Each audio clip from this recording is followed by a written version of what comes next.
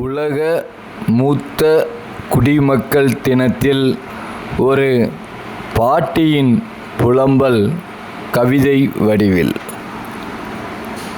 அன்று வளர்வதற்கு முன் தள்ளாடினேன், இன்று உதிர்வதற்கு முன் தள்ளாடுகிறேன்.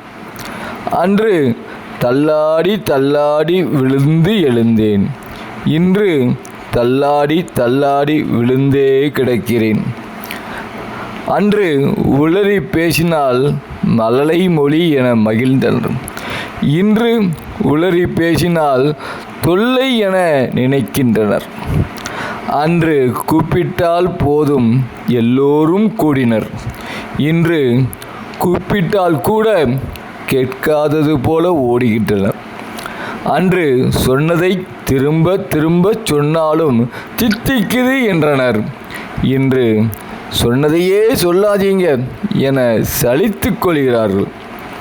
அன்று கைகளிலும் தோளிலும் சுமந்து சென்றார்கள், இன்று தங்கள் மனதில் கூட சுமக்க மறுக்கிறார்கள்.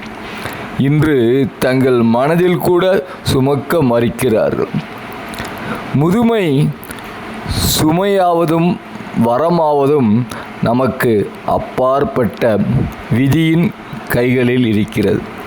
முதியவர்களின் சுமைகளை கூட்டாமல் அவர்களின் சுமைகளை மட்டுமல்ல, அவர்களையும் தாங்கி அவர்களின் ஆசீர்வாதத்தை பெறுவோமே.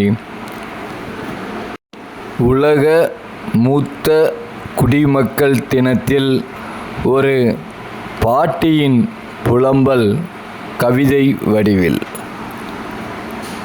அன்று வளர்வதற்கு முன் தள்ளாடினேன், இன்று உதிர்வதற்கு முன் தள்ளாடுகிறேன். அன்று தள்ளாடி தள்ளாடி விழுந்து எழுந்தேன், இன்று தள்ளாடி தள்ளாடி விழுந்தே கிடக்கிறேன். அன்று உளறி பேசினால் மழலை மொழி என மகிழ்ந்தனர், இன்று